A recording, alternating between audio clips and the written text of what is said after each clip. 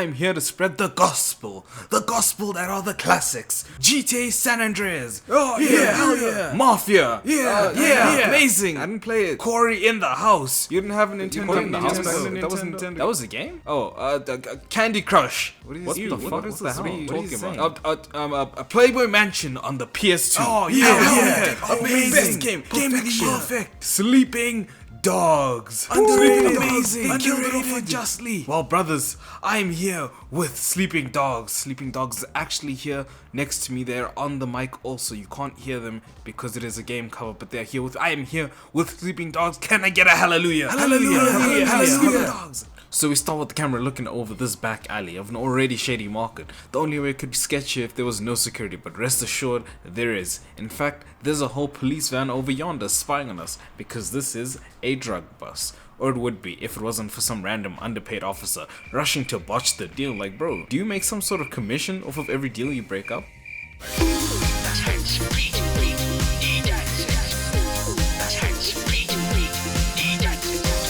So drug deal in shambles and a civilian, an annoying civilian, but a civilian nonetheless is on the floor currently logging out of life. The police have to intercept. It's like one of the fundamental rules of being a police officer. With the police basically coming at us from every side like a we gotta do the only thing we can do. Oh, turn yourself in and hope to get a life sentence so you can turn over a new leaf? Man, shut up. We do the young 100-meter dash into a cop though, so GG's I guess, straight to jail. We may be in jail, but what we also is ahead of the curve. You think we just got caught lacking and jailed? I do too, don't worry. We're actually an undercover cop who intended on being jailed to make triad connections. We are Wei Shen. Our triad connection is an old friend Jackie, who's doing his best to get us involved in this game's version of the triads, the Sananyi. But keep in mind that the triads are incredibly suspicious. They had a man's get outed as a cop literally 2 weeks ago, and they sent my boy Wei in immediately. Tagged brother in like it was a Mortal Kombat match. I am telling you, they hold us sending us in this early. Something I've noticed in this game, as well as any media surrounding the triads, is politics. I mean, it's organized crime for a reason. So to avoid the yip yap like I'm giving you a rundown on season 1 of Game of Thrones, I'm just gonna blind fire a few important characters' names at you. So you just repeat them to me afterwards, okay? You ready? Winston Chu, he's the guy we work for. Dog Eyes, he's the guy we hate. Jackie, he's our friend. Yeah, that's all for now. Okay, so you repeat the names back to me as you remember them. 3, 2, 1, go. You really talking to a screen right now, bro? Like, take a minute to think about the events in your life, all of which transpired to this moment of you talking to a screen. I don't know what to tell you. That's rough, buddy. Winston sends us out on some small time work, and however you think this went, you're wrong. Because the way it ended was with us in jail. I already know our nickname in the streets is quote unquote trifling, because we weren't even out there doing anything crazy. Our job was literally just to collect protection money. You know we got Winston stressing, man is outside posed up like Ben Affleck. Put yourself in his shoes for a minute. Imagine you ordered Uber Eats, and instead of collecting the food, they collected money, right? And instead of delivering it to you, they got arrested. Out comes Inspector Ting to interrogate us, and me personally, I might have folded, I'm not gonna lie. I don't know her first name though, I think it's Inspector. But that voice though, it had me curious. So I had to go do some digging. I did some digging, some good old research on the interwebs, and it made sense. Kelly who? As in, I don't know who the fuck that is, but if I did though, it would have been crazy, right? It would have been mad though, right? It would have been, wait. Hey, yo, wait, zoom in, is that Stacy from Phineas and Ferb? Oh, hell yeah, it's my childhood right there, no wonder. But back to the hand that matter.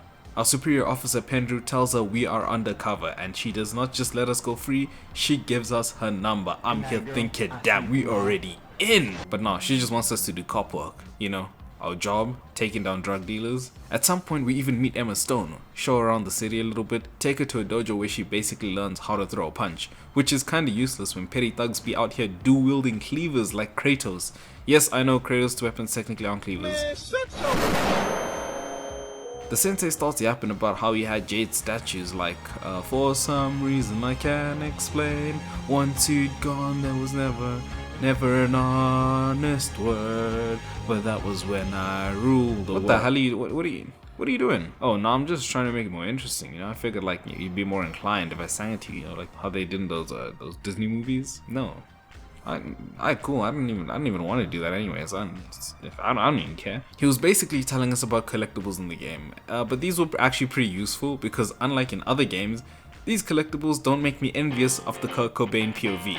Every statue we bring back unlocks a new move for us, which we can use to help us not die. Now, I don't know if I'm just dog shit at the game, but half these movesets are busted, bro. I unlocked all of them, and the final is just a more powerful counterattack, but like it only works on weaker normal enemies, and it doesn't even work as a counter against bosses at all. Like they'll just hit you through it, but that's a problem for future me. So imagine you're shopping out for clothes, you know, all happy, and the cashier says your face simply isn't good enough to buy that shirt. Now, I'm not saying that's what happened, but there is a face level in the game. A face level that I will not elaborate on any further, in fact. But what I will elaborate on is one of Winston's guys who is suspicious of us thinking that we are a cop. And bro, we get it, you're right, but can you shut the hell up about it? Like, damn, we have given you no reason to suspect us. If anything, we're more tried than you are. And no, let me elaborate further. While you were sitting around all comfy cozy doing niche, I was out there in these streets. I was driving public transportation, eliminating the barrier to employment for individuals without private transportation, helping keep a growing stable economy, all so that we could profit by robbing them. I was out there singing karaoke, slapping mans with fishes,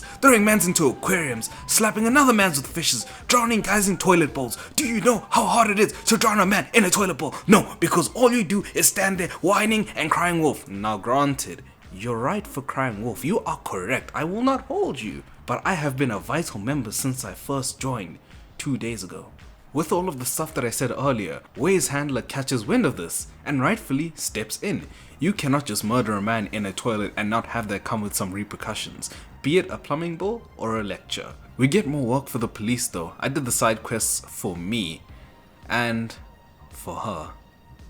So I was gonna cut this part out, but you just had to see this. We're going undercover, all sneaky deaky, hiding in plain sight, not drawing attention to ourselves. But someone in vehicle selection is preying on Way's downfall because the car they gave us wasn't anything inconspicuous like a taxi or a white van with candy written on the side. No, it's a chicken van. Hey, Keep yo, in what mind, the fuck? not only does it make noise, I only saw this car twice in my playthrough. Once was when I picked up the car to start the mission. The other time was when I got back to the car to finish the mission. But tailing mission's done. I don't really remember what else there is, so on to the triad missions we go. So the mission from earlier, it actually ended in an arrest. I should have mentioned that. But yeah, maybe not the smartest play when trying to avoid suspicion, so they rightfully think it is me who caused it. But Way hits the hardest recovery of the century. A real they're the problem, not me moment. When he pulls out the Uno reverse card looking at the closest person, going nah, you. And what do you think happened then? Who do you think won the standoff? The plain accusation, of course. So I'm not gonna lie to you, I recorded all this months ago when Brother Sun came out. I saw it and I was like, damn, I also got that dog in me. But the lack of triads in my area, at least I hope so, I hope there's a lack, left me with a void to fill. A void the size of sleeping dogs. And last time I played this game, I got on PC to play it, but it crashed in like 30 minutes, so I said to hell with it. Now I feel that need for speed. And my speed was sleeping dogs. And crap. Back to the point. I recorded all this months ago and I did every mission, I think. I wasn't keeping track. But I did the races for the police again, and immediately after this and then racing, it's all boring. Like I don't really wanna edit that. You don't wanna see that. Some lady at the club is afraid because she's keeping a gun off a wanted criminal, and he asks her to hold it while he heads out to the store to fetch a gallon of milk and a pack of smokes. 3 weeks later, she decides it's too hot to handle and she hands it away so that the police don't get it. Now, I'm not gonna clown on her for handing it to the only police officer in the triads, but keep in mind, I've only been here like a week. We hand it over to our superior and he pulls a Jonkler all. And now we know he's corrupt. Back to the triad missions, we follow Winston to meet the head of the triads, Uncle Po, who drops nuggets of wisdom on us like that turtle in Kung Fu Panda. He's not that important in terms of villainy. I mean, look at the guy. A stiff breed could flatline him. 2077 style. No save state, no reload. The real reason I included this part though is because on the right here, Winston starts giving me the talk about the birds and the bees and how we're brothers, family. Like, bro, wasn't it 2 days ago you held me down to a table, steel to my temple, talking all that yip yap about being a rat? What you mean, brothers? What you mean, family? The only reason you're bringing up family is because you don't want to do your own wedding chores. I can't give him shit though, I mean, it worked. We're here with his wife-to-be Peggy, out doing her shopping, cake delivery, and subsequent theft. Now I know what you're thinking, theft for a wedding is bad. but you don't have the context. The context doesn't make it any better, I'm just saying you don't have it. Peggy wants a black orchid, I think it was a black orchid, that's not for sale and is only available in one place in the entirety of Hong Kong. Now we're gonna play a little game, you're gonna guess where it is. No, you don't get time. You don't get time for a countdown. The video's already long enough as it is. The orchid's in a temple, but Peggy insists that we get it. So what do? I say no, she complains. That's my head on a platter, bro. I gotta do what I gotta do. We move. We sneak into the temple and steal some monk clothes, talking mad gibberish to the monks so they let us through. We're all like, what is light without the shadow, but the shadow itself without the light necessitating the ray at which the shadow is casted? And this monk gives me the 1,000-yard stare and just lets us through. I make it to the flower, I pick it, but get caught. Bear in mind, these monks are pacifist, but they start squaring up. So I'm like, bet. I could use the W right now, bro. Best believe I made short work. I was fighting for my life, bro. I was trifling. Soon as I hit the young 1v4, I got rocked, bro. I was squabbling. I was calling out for help. I was about to tap out, call mercy, bro. I could not believe I was getting laid out by a bunch of pacifist monks, bro. I started running. This shit ain't for me. I ain't built for this. I am not for this life. I am not that guy, pal. Repressed trauma aside, we head to the wedding where we actually add to the list of trauma, with the whole wedding being an ambush. They start attacking everyone. It's times like these you probably wish people stayed preying on your downfall and stopped actually trying to be a part of it. But I made short work of them. I'd be going mad out here. Emphasis on mad.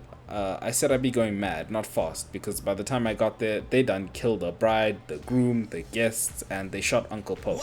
Shit, we got a 300% mortality rate. The only thing I saved was 15% by switching to Geico, and I'ma need that shit too because I low-key think they stole my car. They didn't even need to do that, they was just petty. With Winston dead and the wedding cake looking like an Olsen twin, the rest of the game's basically just politics, and the script's at like 4 pages, so I'll mention the important parts. After the wedding, we started hunting down the people who were responsible. We take him to Winston's mom, where she chefs him up, Gordon Ramsay style, and then feeds the stew of the first guy to the next guy. There's actually underlying plot here, like the guy who ate the stew is responsible for getting Way's sister hooked on crack, and there's a revenge story. Look, I don't know, if you really want the story that badly about a crackhead, Demi Lovato wrote a book. The next part of the game is all runtime filler. We're doing Game of Thrones politics, bugging houses, breaking and entering, and breaking again. But remember when I said a stiff breeze could flatline Uncle Po? Well, there's a bunch of enemy triads there to visit him in hospital, and it's time to pay the piper. Or so they thought, before they got team wiped. This mission was a pain in the ass though, because when you're in a car chase, your wheels are one shot and you're dead. This is a fun feature when you're shooting at other cars, but not so fun when you're being shot at. And months later, I remember playing this in the cold darkness of 2 AM. Well, it wasn't that it was dark, I had the lights on, it was just dark outside. But I remember shivering, on the verge of tears, hoping, praying for an inkling of luck from RNGesus that I might pass this mission, because it was all RNG. I considered giving up, because I wanted to get to bed. And then I remembered to myself, little Tommy believes in Santa Claus, Big Johnny believes that he's gonna get a text back, and if they can believe in that, I can believe in myself. So I persevered. It had nothing to do with the fact that I just spent 7 hours getting to this point. No. I did it for the pure enjoyment.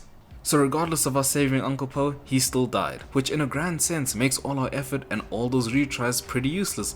But it's okay, I don't even mind. I don't care. It's cool, it's fine, it's cool, it's fine, I don't even care, it's okay, it's cool, it's cool. I said it's cool! I think the worst part of it was doing the mission over and over, knowing he was gonna die. Not even because of the story, look at him. He had another, 2 weeks left in him? So we attend the funeral for Uncle Po and bring Jackie along. He was in jail, but we bailed him out. The funeral has both triad parties, but the police are there as a mediator. They be like, nah boys, this is a funeral, fair and square.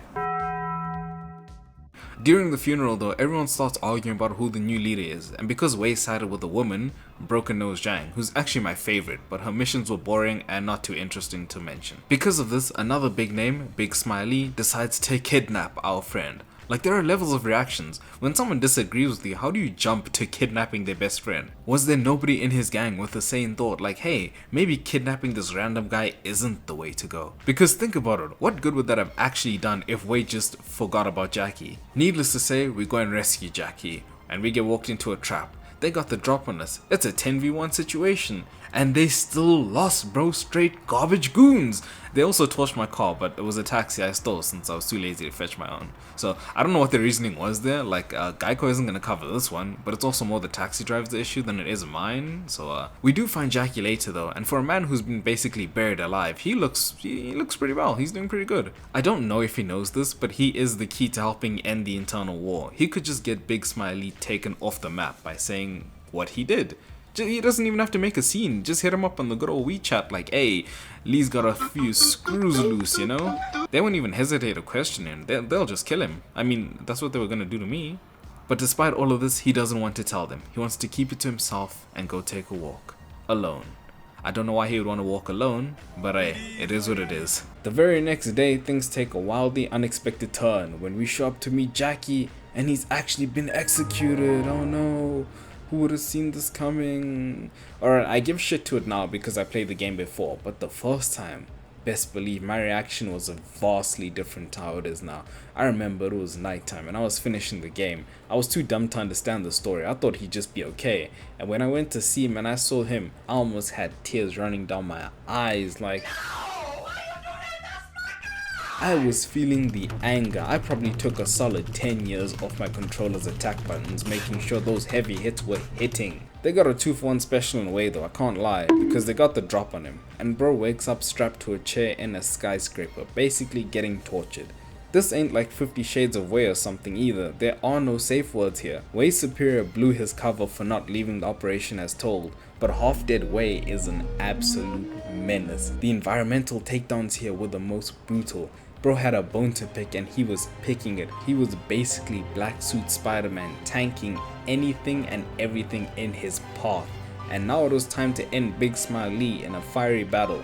It wasn't out of nowhere. Way, who had his leg drilled into not 15 minutes ago, chased and jumped onto a speedboat, which then crashed into a tanker and it did cause an explosion. I think it was a tank, I don't know. It was something that caused an explosion. Anything these days crashed caused an explosion, doesn't matter. Anyways, moving on. Way has been cut, his knee drilled.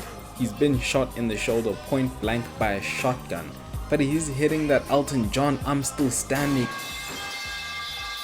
I do not know why we are getting beaten so badly. Like bro, our face is on the box.